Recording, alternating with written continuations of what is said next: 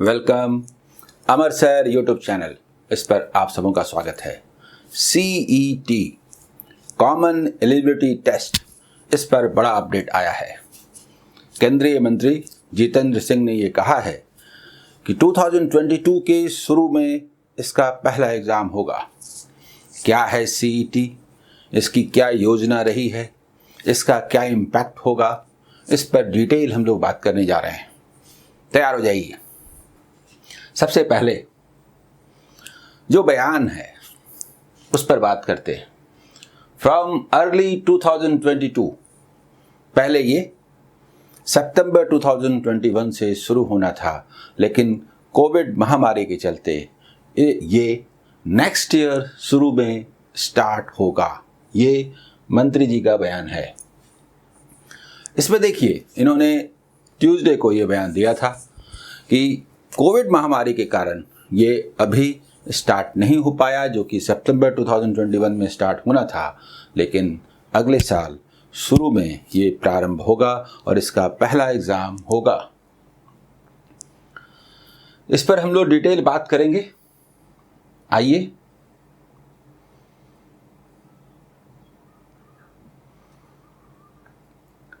सबसे पहली बात यह है कि इस एग्ज़ाम का पूरा प्रोसेस क्या रहा है, वो भी मैं याद दिलाऊंगा, और इसके बारे में पूरी योजना तो अभी गवर्नमेंट को आगे पेश करनी है।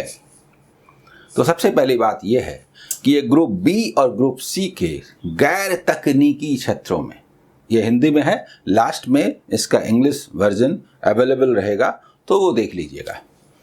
तो उन पदों के लिए उम्मीदवारों, कैंडिडेट्स की स्क्रीनिंग के लिए, शॉर्टलिस्ट करने के लिए, यानी SSC, रेलवे और IBPS एट प्रेजेंट ये जो एग्ज़ाम लेते हैं नॉन टेक्निकल पोस्ट, उसके प्रिलिमिनरी एग्जामिनेशन को हटा के उसको सब्स्टिट्यूट करके ये CET होगा। लेकिन प्रिलिमिनरी एग्ज़ाम के बाद तो वो बोर्ड वैसे ही एग्ज़ाम लेंगे, यानी जस्ट प्रीलिम्स अलग अलग ना होके एक होगा। इसकी पूरी योजना पर भी बात करेंगे। इसके बहुत सारे पॉजिटिव एस्पेक्ट भी हैं।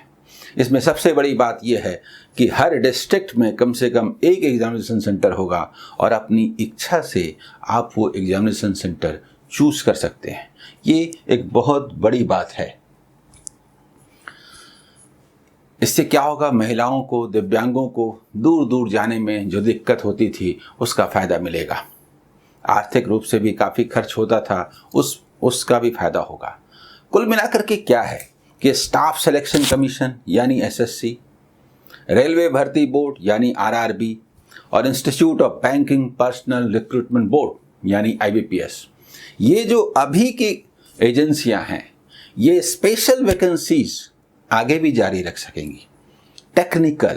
टेक्निकल पोस्ट के लिए, जैसे CA के लिए होता है, लॉयर के लिए होता है, आप देखिए ग्रुप बी सर्विसेज में स्पेशलाइज्ड ऑफिसर्स के लिए होता है, वो सब ये जारी रखेंगे। ठीक है। CET जो है ओनली जो प्रिलिमिनरी एग्जामिनेशंस होते हैं उनको सब्स्टिट्यूट करने के लिए है। इसमें और क्या क्या बातें हैं, डिटेल हम लोग उस पर बात करते हैं, समझते हैं। गवर्नमेंट फिर से उस पर थोड़े बहुत चेंजेस के साथ जो ज़रूरत महसूस हुई होगी और पिछले एक साल में जो डेवलप हुआ है, लोगों ने जो डिमांड रखे हैं उनके आधार पर, तो ज़रूर उसमें संशोधन के साथ न्यू प्रपोजल्स भी आएंगे। तो अब तक जो प्रावधान रहे हैं उसके मुताबिक देखिए, इस एग्ज़ाम को, CET एग्ज़ाम को लेने के लिए NRA का गठन किया गया है। NRA वो क्या है? तो वो जो CET एग्ज़ाम कंडक्ट करेगा, वो पहले जो SSC एग्ज़ाम लेता था या अभी जो लेता है, RRB रेलवे भर्ती बोर्ड जो लेता है, और IBPS जो एग्ज़ाम लेते हैं, उनके जगह पर एक कॉमन एलिजिबिलिटी टेस्ट CET होगा जो कि NRA लेगा। शुरू में ये 3 बोर्ड्स शामिल किए गए हैं, 20 से ज़्यादा बोर्ड्स हैं, सबों को धीरे धीरे शामिल किए जाने की योजना है। CET स्कोर को स्टेट गवर्नमेंट्स, जैसे स्टेट गवर्नमेंट के जो SSC होते हैं और जो दूसरे बोर्ड्स होते हैं, वो CET स्कोर को यूज़ कर सकते हैं। उसके आधार पर आगे का प्रोसेस कर सकते हैं और कम से कम प्रिलिमिनरी एग्जाम लेने से वो बच सकते हैं।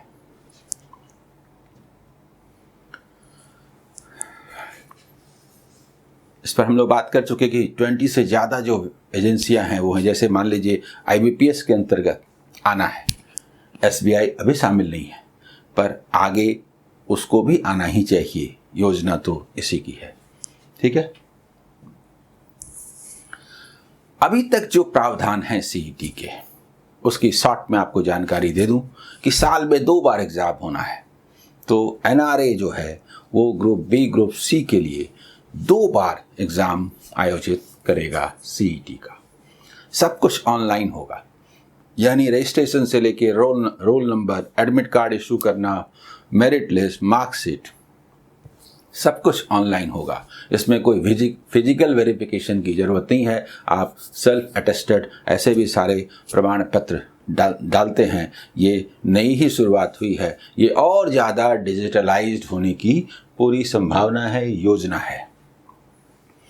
अभी तक जो प्रपोजल है उसके मुताबिक 10th और 12th और ग्रेजुएशन, ये 3 स्तर की परीक्षाएं होंगी। तो राष्ट्रीय भर्ती एजेंसी जो है, नेशनल रिक्रूटमेंट एजेंसी NRA, वो CET 3 स्तर का होगा। CET का 3 स्तर कौन है, 3 लेवल कौन है? तो एक ग्रेजुएट है, दूसरा इंटरमीडिएट है और तीसरा हाई स्कूल है। यहाँ तक जो लोग पढ़े हुए हैं, अच्छा है कि एक कैटेगराइजेशन हो जाएगा। यहाँ तक जो पढ़े हुए हैं वो अपने अपने लेवल के मुताबिक चूज करेंगे 3 डायरेक्शन में, तो इसका स्पेशलाइज्ड होने का फायदा मिलेगा। अभी तक का जो प्रावधान है उसके मुताबिक कि इसमें कोई मैक्सिमम एज नहीं है CET में बैठने का। इसके जो मार्क्स हैं वो 3 इयर्स तक वैलिड रहेंगे। नेचुरली इससे समय और धन दोनों की बचत होगी।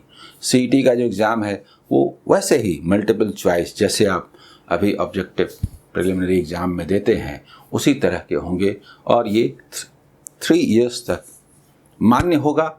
आप इसको अपडेट करने के लिए, अपने मार्क्स को सुधार करने के लिए फिर से एग्ज़ाम भी दे सकते हैं। भाषा बहुत इम्पॉर्टेंट है। अभी इंग्लिश या हिंदी यही होता है।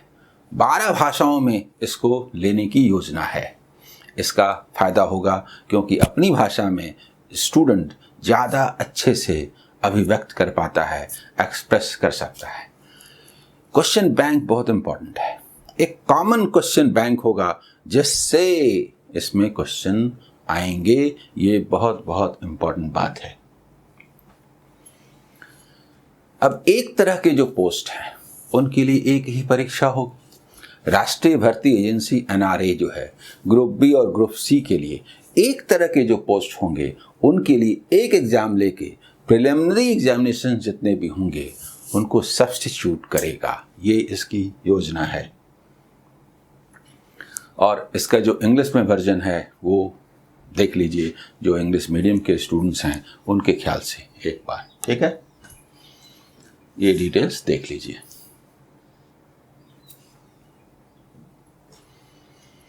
ये डिटेल्स एक बार देख लीजिए, फिर मैं बात करता हूं।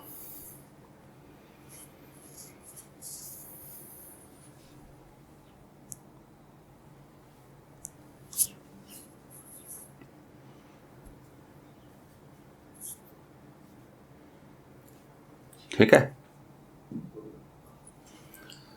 स्टूडेंट्स जो बहुत दिनों से, नए भी पुराने भी स्टूडेंट, इसको लेकर के पेशो पेश में रहते हैं कि इसमें किस तरह का क्वेश्चन पेपर होगा। मतलब एडवांस मैथ होगा क्या, SSC वाला पैटर्न होगा या बैंकिंग वाला होगा। SSC और जो रेलवे के एग्ज़ाम्स हैं उसमें जनरल अवेयरनेस का जो पार्ट है बड़ा होता है। उसमें हिस्ट्री, पॉलिटी, साइंस, ज्योग्राफी, सब कुछ, इकोनॉमिक्स शामिल होता है। तो क्या इसमें भी होगा? तो इसका पूरा प्रारूप अभी नहीं आया है, वो आएगा, एक कॉमन होगा। लेकिन एक बात तो तय है ना कि आप बैंक के एग्जाम में भी देखिए, प्रिलिमिनरी और मेन में एक 60 डिफरेंस है।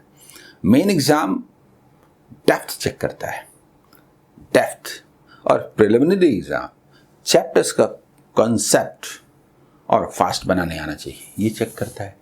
ये बात कमोबेश दूसरे एग्जाम में भी लागू होती है। तो प्रिलिमिनरी एग्जाम को सब्स्टिट्यूट करने के लिए एनआरए जो है वो सीईटी को ला रहा है। तो इसका मतलब साफ है कि क्वेश्चन बहुत डेप्थ के नहीं होंगे, ये तय है। करोड़ों स्टूडेंट्स में बैठेंगे और उसमें आपको स्कोर आएगा, तो परेशान होने की ज़रूरत क्या है। मैं ये कहता हूँ कि बैंकिंग एग्ज़ाम में भी, मेन एग्ज़ाम में, even SBI clerk main exam में, एसबीआई पीओ और आईबीपीएस पीओ तो छोड़ दीजिए, आईबीपीएस क्लर्क और एसबीआई क्लर्क के मेन एग्ज़ाम में जो क्वेश्चंस आते हैं ज़रा देखिए तो। अलजेब्रा के 2 क्वेश्चंस आ जाते हैं, नंबर सिस्टम का 1 या 2 क्वेश्चन आ जाता है, ट्रिग्नोमेट्री का क्वेश्चन आ जाता है, ज्योमेट्री का क्वेश्चन आ जाता है। 50 या 35 जहाँ जो है, जैसे क्लर्क में 50 है और पीओ में 35, तो 35 में 5 क्वेश्चंस अभी भी तो एडवांस मैथ से आते हैं। तो क्या होगा, मेन एग्जाम के लिए तो आप बैंकिंग में भी एडवांस मैथ पढ़ते हैं, तो थोड़ा सा एडवांस मैथ का सेक्शन अगर हुआ भी प्रिलिमिनरी एग्जाम में तो कोई फर्क नहीं पड़ता। और नई स्थितियों के अनुसार ढलना ये आदमी का स्वभाव है, होना भी चाहिए, ये फ्लेक्सिबिलिटी होनी भी चाहिए। कहने का मतलब ये है कि सीईटी का आना कोई वैसी चुनौती नहीं है जिसको लेकर के डरा जाए। मेरा मानना है कि जो स्टूडेंट सीरियस हैं, कोई भी नेगेटिव इफेक्ट नहीं होगा, कोई भी नेगेटिव इफेक्ट नहीं होगा, बल्कि नई संभावनाएं पैदा होंगी। आपने देखा होगा, जाना होगा, समझा होगा कि समस्या एक अवसर है। एक समस्या आपके लिए परेशानी का सबब बनती है, लेकिन उस समस्या का समाधान, सॉल्यूशन आप ढूंढ लेते हैं तो वो नए अवसरों के द्वार खोलती है। रेस्ट एश्योर्ड, आप इसमें अच्छा करेंगे, बहुत अच्छा करेंगे। आप मेहनती हैं, मेहनत करते हैं, कोई भी इस तरह के ऑब्स्टेकल्स जो लगते हैं, होते नहीं हैं, वो आपका रास्ता नहीं रोकेंगे, बल्कि देखिएगा आप अपने को ढाल लेंगे और आपको ज़्यादा अच्छा महसूस होगा। स्पेशलाइजेशन होने से एक ही स्टूडेंट जो हर तरह के एग्ज़ाम देता है, एक साल में 10-10, 12-12 एग्ज़ाम पास कर लेता है और वो करता जाता है, और जो पास नहीं कर पाता उसे दिक्कत होती है, क्योंकि वो सीट दोबारा एक ही स्टूडेंट को मिल जाता है और फिर वो सबको छोड़ता जाता है, रिज़ाइन करता जाता है। इसलिए ये क्लासिफिकेशन तो बहुत दिनों से महसूस किया जा रहा था और ये ज़रूरी भी था कि भाई एक बार में एक लाइन का एग्ज़ाम दीजिए ताकि स्पेशलाइज्ड हो। पास करने वाला हर एग्ज़ाम में पास करे, फेल करने वाला हर एग्ज़ाम में फेल करे, ये सही स्थिति नहीं है। तो कुल मिलाकर के सीईटी और उसमें जो भी दिक्कतें आएंगी, सरकार, बोर्ड उसका समाधान करेंगी, उसमें सुधार करेंगी। आईबीपीएस का जो एग्ज़ाम शुरू हुआ था 2011 से, आप देखेंगे पहला एग्ज़ाम तो एकदम अस्त व्यस्त था, उसको तो समझ में नहीं आ रहा था कैसे लें इतने सारा एग्ज़ाम, लेकिन 1 से 2 एग्ज़ाम आते आते सारी चीज़ें सुधर गई और आज की तारीख में आईबीपीएस बहुत स्टैंडर्ड बढ़िया एग्ज़ाम दे रहा है। एक्सपेक्ट करते हैं कि सीईटी भी ऐसी ही भूमिका अदा करेगा और एग्ज़ाम पैटर्न में काफ़ी सुधार होंगे, जो स्टूडेंट्स के लिए मोटिवेट भी करेंगे कि हाँ, गवर्नमेंट जॉब में जाना अब ज़्यादा आसान है पहले की तुलना में। All the best.